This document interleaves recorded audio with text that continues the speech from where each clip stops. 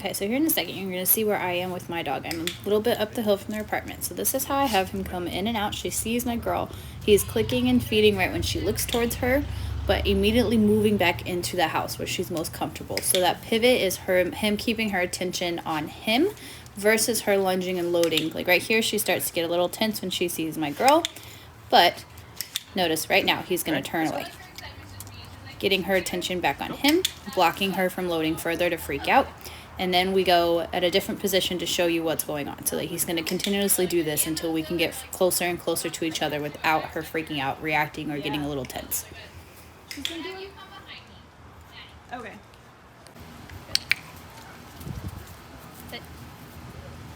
Oh, that's pretty. Okay, so this first step, I'm keeping my girl Katara pretty focused on me. Chaplin is the one reactive dog we're working on. I am making this as easy for her as I can. I'm blocking my girl from giving her any really interaction or attention. I want it to stay focused on me so she's kind of more neutral. As we go further into this, you're going to see I allow her to be more free and less controlled so that it's more natural and more realistic for Chappie to work through this. But the owner is still doing the same thing, coming towards her, power feeding her, letting her nibble, and immediately turning away if he notices she gets loaded or fixated and starts to react.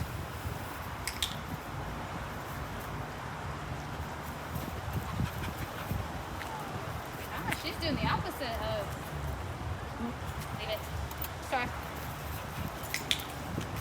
Here we start to add some movement, so he's trying to get her to walk past Katara, which is my girl. That way it becomes a little bit more realistic and natural. And we're going to do this quite a few times. And notice I'm still staying in the same position. I'm keeping my girl focused on me, and we're not doing any kind of movement just yet. We want to go in slow motion with this so that it's not invasive for either of them. So here she gets a little reactive, so I tell him to go inside, give her a full visual break. No eye contact. Be rude. I think we give her a break here for a little bit too. Yeah. Like she was about to react and then she chose not to.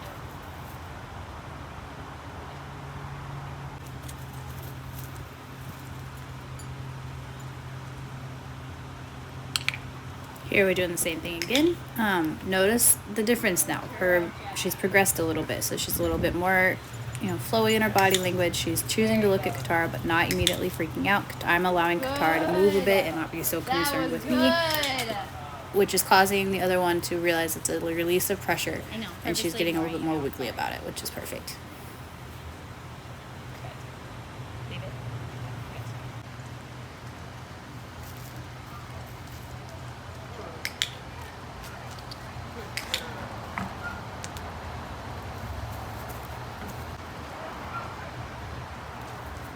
Good girl, Jappy. Let's go. Good job. What's your least favorite part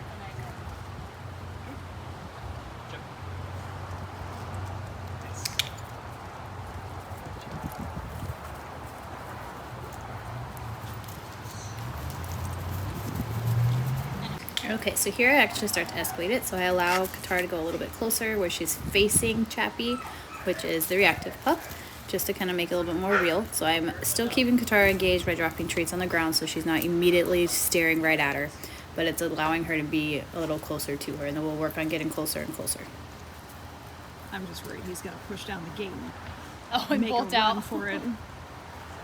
I was about to tell you can do that, because then you can just go that way when she needs a visual break. Yeah. Good girl, Chappie. Sorry, come here.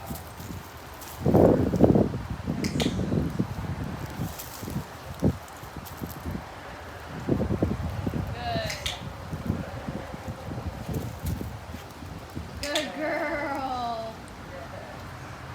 The FedEx guy, just be heads up.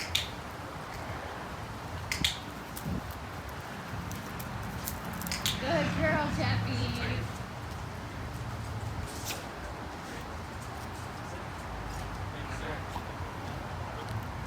That was really good. She didn't freak out. She got a little tiff, but she's like, nope, Dad. What? That was awesome. Oh my gosh, Dad. That was huge. Good job, Tap Tap. Oh my gosh. What a bean. So in the very beginning, I was keeping her focus fully on me and close to me, so it's kind of like she's not looking at her at all. As she's doing well, I'm kind of giving her more freedom to get closer to her, to look closer. When I'm dropping the treats like this, it's just to get her closer, but without like lowering her to do it, because I don't want her to think I want her to go further. Okay, so Chappie reached her threshold here. She got a little too close to her, so now she reacts. So we went behind the thing, really just controlled her in that moment and gave her a good break. Normally that makes you start barking. Reached her threshold just a bit. I want Mom, it's fine. Oh, that was beautiful. Good choice, Chappie. Tara, come here.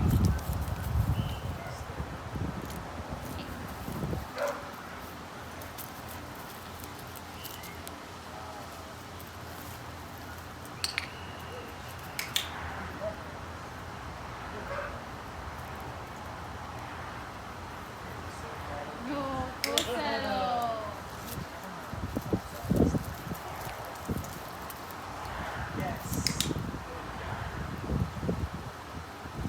Good girl.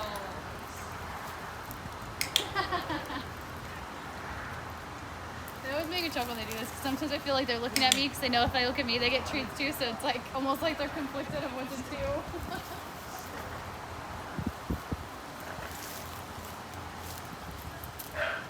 Good girl.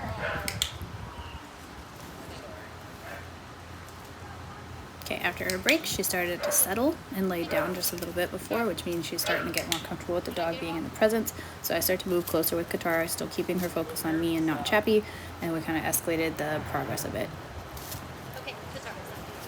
There you go. Sit. Sit.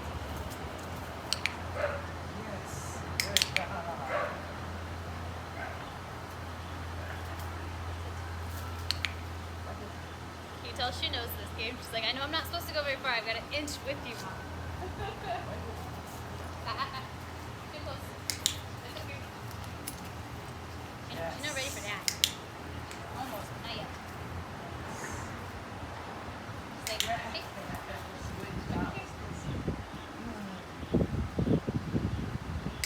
Ooh, good girl. Tara, yes, you too. Good.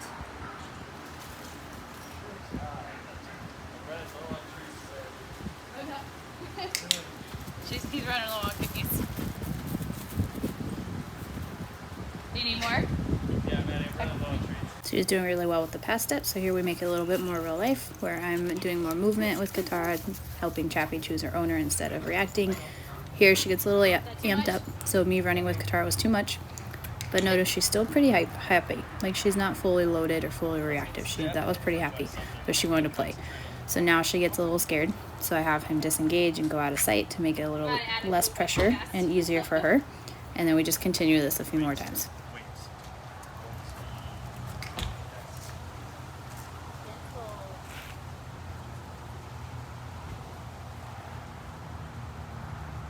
Do this one more little small lap that you just did, and then give her a break inside.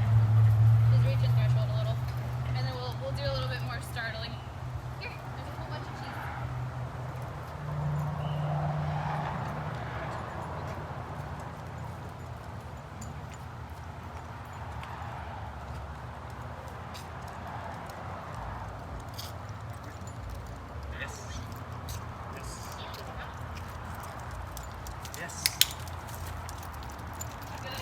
Yes. Good look. Good choice.